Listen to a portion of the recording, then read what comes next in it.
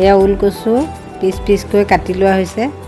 এয়া ওলকচু পিচ পিচকৈ কাটি ল'ম এতিয়া। কাটি বাকীখিনি কাটা হ'লে গোটেইখিনি ওলকচুখিনি এতিয়া আমি প্ৰেছাৰ কুকাৰত দিম। 2টা বা 3টা হুইচেল মৰাই ওলকচুখিনি কুকাৰৰ পৰা উলিয়াই পেলাম।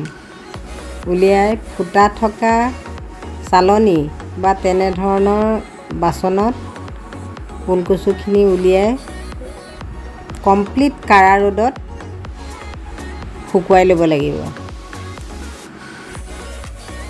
ভিনেগাৰত তিয়াই থোৱা মছলাখিনি মই অলপ দুখৰকৈ থৈছোঁ, কিয়নো সৰিয়হখিনি মুখত লাগিলে ভাল লাগিব। সেইটো কাৰণে খুব মসৃণ কৰি গুড়ি কৰা নাই, অলপ মানে ৰাখিছোঁ আৰু দুবাৰমান ঘূৰাই পেলাই মিক্সিত ৰাখি দিছোঁ। তাৰপিছত এইখিনি ওলকচুখিনি ধুনীয়াকৈ সিজোৱা আপোনালোকে দেখিছিলে। তাৰপিছত ৰ'দত দিলোঁ। ৰ'দত একদম কমপ্লিট কাঢ়া ৰ'দত ৰাতিপুৱাৰ পৰা সন্ধ্যালৈকে একদম পূৰা কাঢ়া ৰ'দত দিলোঁ।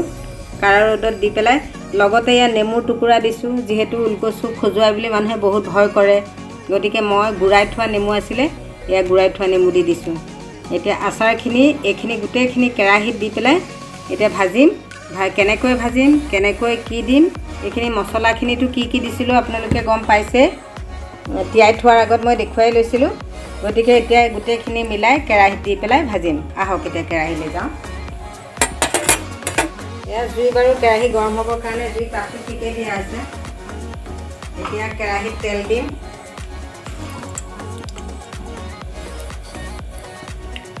কেৰাহীত তেল দিলোঁ। অকণমান জিৰা এনেদৰে দিম।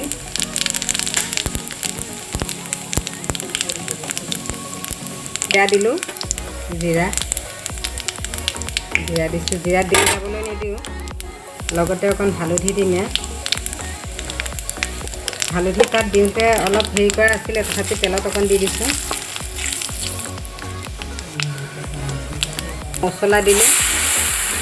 মছলাখিনি দি দিছোঁ।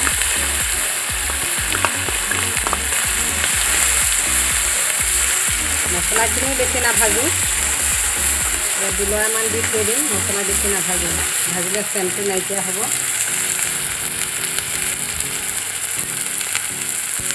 এয়া শুকুৱাই থোৱা এইখিনি আচাৰখিনি এতিয়া ইয়াত দি দিম। নিমখ আৰু হালধি দি পেলাই আপোনালোকে দেখিছিলে, নিমখ আৰু হালধি দি মই ৰ'দত দিছিলোঁ।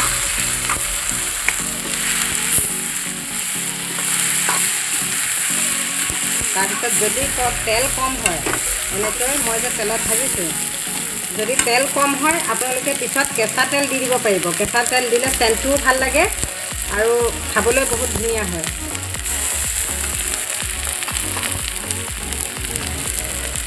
এতিয়া জুইটো অকণ চিমত দিম। এতিয়া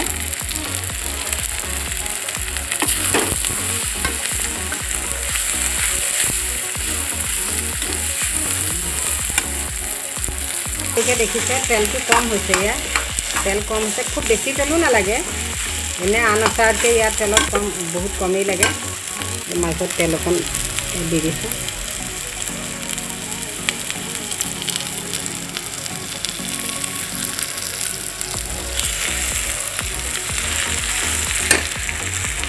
এনেদৰে ওলকচু আচাৰ সংৰক্ষণ কৰি থ'ব।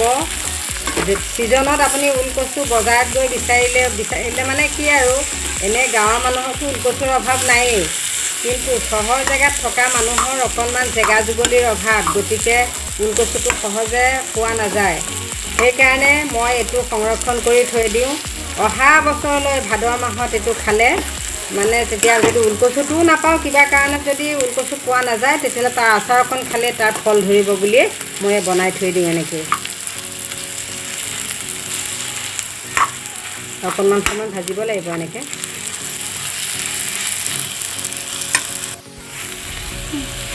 আপোনালোকেতো জানেই যে আচাৰ বা তেনেধৰণৰ কিবা বস্তু বহুত দিন সংৰক্ষণ কৰি ৰাখিবৰ কাৰণে ভিনেগাৰৰ প্ৰয়োজন। গতিকে মই এতিয়া ইয়াত অকণমান ভিনেগাৰ দি থৈ দিম। ইয়াতো ওলকচুত কোনো টেঙা নাই, গতিকে অকণমান ভিনেগাৰ দিম, দি পেলাই নমাই পেলাই থৈ দিম আৰু।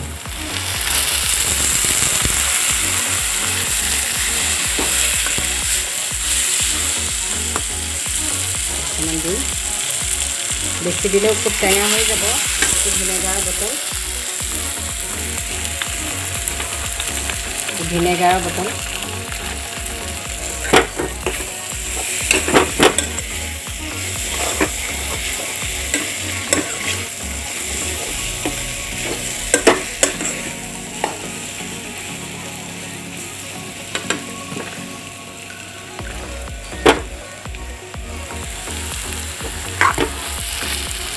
আচাৰ হৈ গ'ল। নিমখৰ পৰিমাণটো আপোনালোকে চাই ল'ব, কাৰণ আচাৰটোত অকণ নিমখটো হ'লেহে ভাল লাগে। চাই ল'ব। ইয়াত তেল উঠি আহিছে।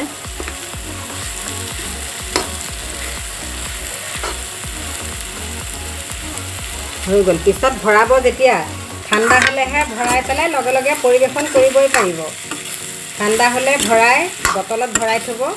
আৰু যদি তেলৰ অকণমান অভাৱ হয় তেতিয়াহ'লে আপুনি কেঁচা তেল অকণ দি দিব। কেঁচা তেলৰ চেণ্টটো আহিলে, যেনেকৈ নিমখ তেলৰ ভাতত কেৰাচিন দিলে খাই, কেৰাচিনহে আহিছে মুখত। যেনেকৈ নিমখ তেলৰ ভাতত মিঠাতেলকণৰ চেণ্টটোতে ভাতকেইটা খাই ভাল লাগে, ঠিক তেনেকৈ এই আচাৰকণতো আপোনালোকে যদি কেঁচা তেল অকণ দি দিয়ে, তাৰ চেণ্টতে মলমলাই থাকিব আৰু খাই ভাল পাব। এই আচাৰ তৈয়াৰ হৈ গ'ল। এয়া দেখিছে, এইটো হৈ গ'ল। অফ কৰি দিলোঁ মই।